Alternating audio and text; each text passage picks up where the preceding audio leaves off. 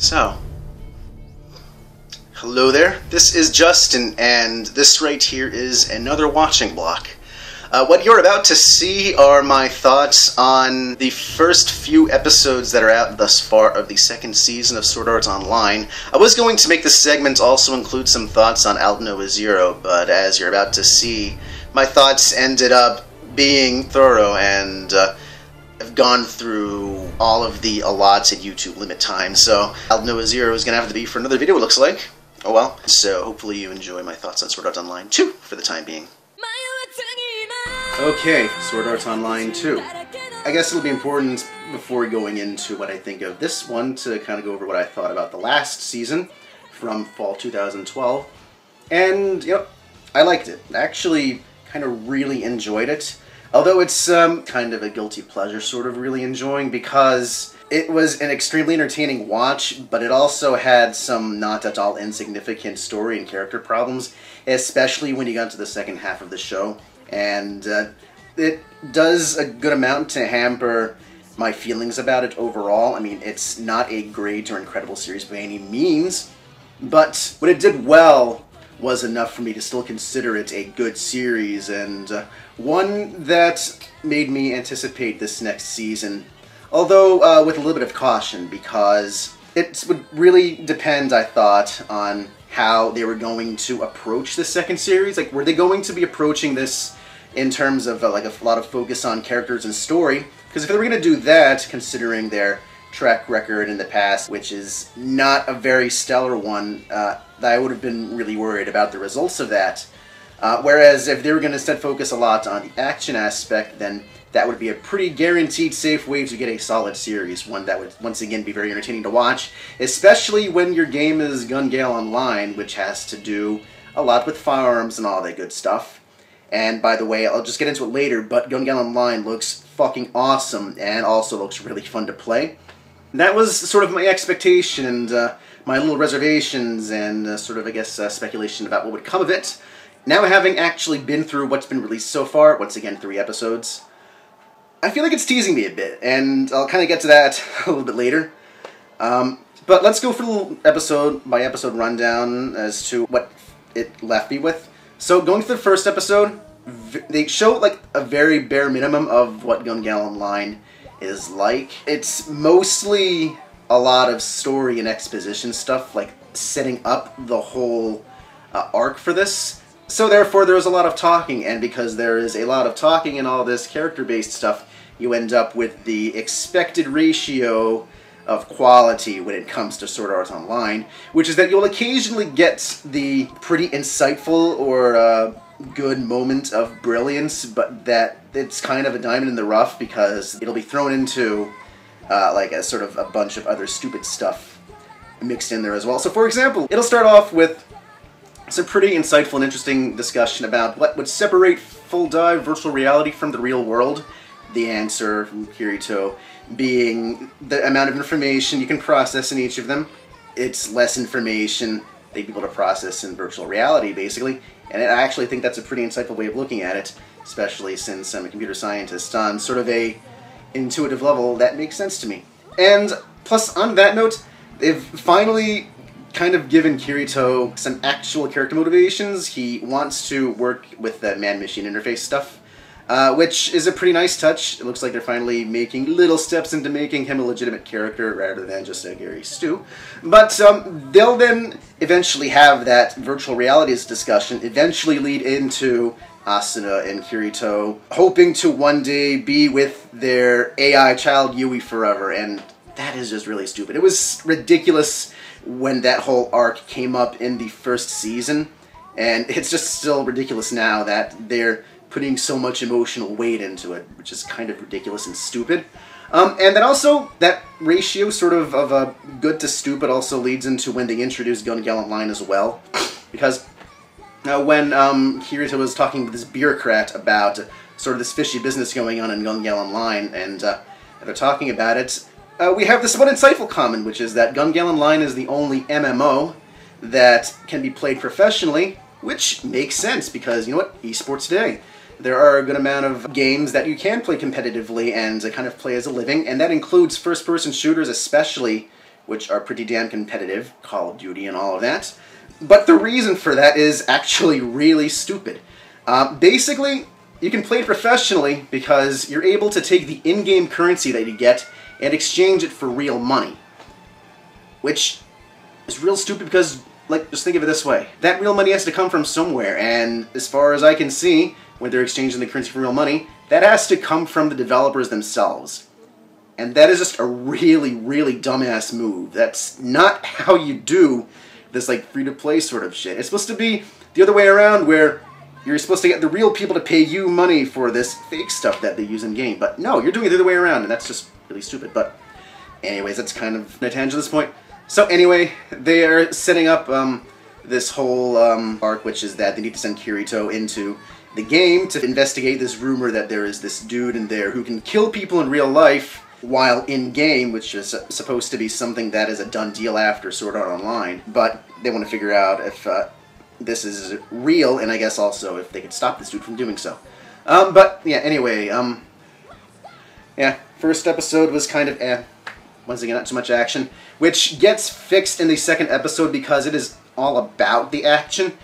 It pretty much shows what's going on from the perspective of a character who's been playing the game for a while, a sniper named Sinon. And so, what is Gun Gale Online then exactly? Well, in show, at least thus far, the second episode shows a lot of it, is that Gun Gale Online is kind of like an MMO version of Borderlands to a pretty large extent, in that there's a good amount of, like, Monster Hunter and RPG improvement of your skills and ability kind of things, similar to how Borderlands is. But then they also include other MMO aspects as well, such as like being able to form parties, or I guess squads in this game, with other people in order to take on missions, as well as, like, you can have monster hunting capabilities, and then there are also player versus player, like squad versus squad kind of things as well, where you can also take on other players in the world. And they even go as far as to have differing types of guns with differing types of uses as far as the enemies to use it on.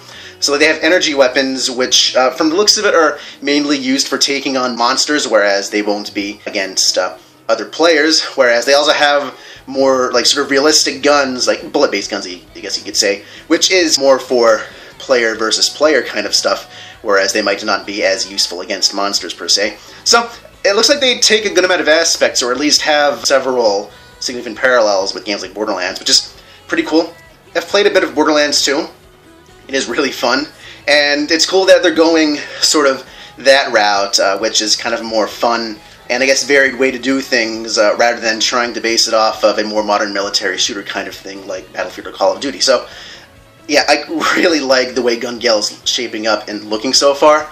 I would definitely play it if I had the chance. So yeah, the second episode does a good amount of showing off that game, and also giving us a little bit of introduction to who Sinon is, and the second episode gives a lot of hope that Sinon is going to shape up, both in-game and also out-of-game, to be a genuinely good and compelling character. And that's sort of a real break from the kind of stuff that we've been seeing so far from Sword Art Online. And then going into episode 3, they seem to be kind of really confirming that. Now, just like the first episode, the third one hardly takes place in-game at all. I don't think it actually really does anything in-game, but I actually didn't mind this time. It still held up to be a pretty solid episode, a big part being that they were focusing pretty much exclusively on who Sinon is, who is known as Asada out of the game.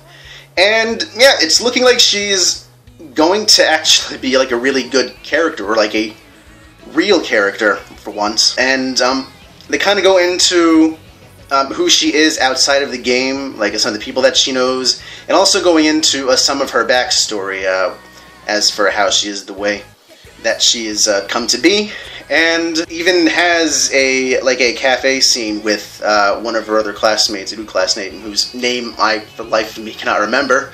But the interaction between those two has a good deal more natural chemistry in that one scene alone than I think that like Kirito and Asuna has throughout the entire series thus far. And that's even really driven the point home when they have a scene with Kirito and Asuna, which falls really flat in comparison to what they've done with Asada and, like, basically with Asada's stuff in general. I guess this is about the point when the author figured out how to really write characters, because it's a wonder what a little bit of, like, actual backstory and, like, other sort of, I guess, fundamentals can do as far as coming up with a compelling character. And I'm also kind of biased as well for Asada and all, because it also goes into Justin Bait, I guess you could say, which is that her character and her backstory involve post-traumatic stress disorder, or PTSD issues, because it reveals that she had a pretty fucking traumatic incident where her and her mother, when she was younger, were in, I guess, like a bank, it looked like, and she had to deal with an armed robbery in which she ended up in an act of, like, a self-defense, well, for herself and for her mother and everybody. Ended up taking the robber's gun and basically killing him, and that ended up seriously scarring her, and she has, like, pretty extreme triggered responses to guns, or even just, like, the suggestion of guns. Like, there's one scene where a school bully has, like, a handgun out like this, and it ends up seriously messing with her. And so her motivation ends up for being in Gun Gale Online is a sort of a form of therapy for her. And one of the interesting things is that whereas out of life, they even show, if she even looks at or holds a gun, she ends up having pretty severe flashbacks to the robbery moment. Whereas in-game, she doesn't have that at all. I don't know if it's necessarily psychologically accurate, but it certainly feels like it at least.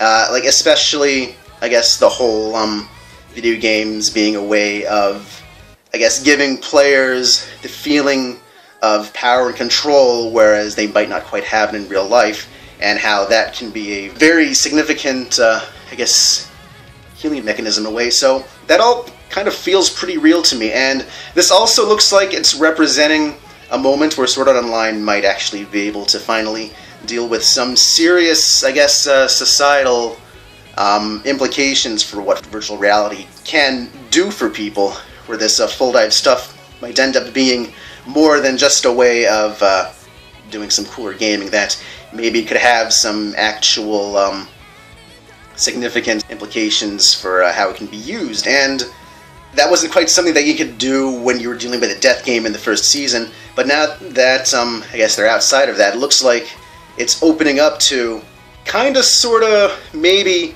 be a serious series in tandem with this, who is looking like to be a really, really good character. Yeah, so with having Sinon, as, at least as of now, looking like she's going to be a really good and interesting character, this is kind of feeling like a tease, as I mentioned before, because this might just be them trying to say that maybe they're about to reach the next level as far as the quality of the series, that maybe it might finally achieve some sort of greatness. That's at least what this third episode is kind of telling me at the moment, but I don't want to be, like, freaking fooled by that. So on one hand, really excites me, genuinely, but then on the other hand, it's kind of, it kind of worries me that maybe they're just setting me up to let me down again. So I guess I'll see how it actually shapes up as it goes on. It's going to be a full 24-episode season, and they're definitely taking their time, which is pretty cool. So I guess it'll remain to be seen what happens, but from what I've seen so far, I'm definitely looking forward to seeing what's coming up with it. I'm just hoping that it ends up being on the great side of things. Hopefully I'm not going to be disappointed from what they've shown so far. And that about does it. Hopefully very soon I'll also be able to put up my thoughts about Aldnoah.Zero, because I have a good amount to say about it. But until then, thank you for watching. Hopefully you enjoyed my thoughts and insights so far on Sword Art Online 2nd Season. Until next time, this has been Justin, signing off.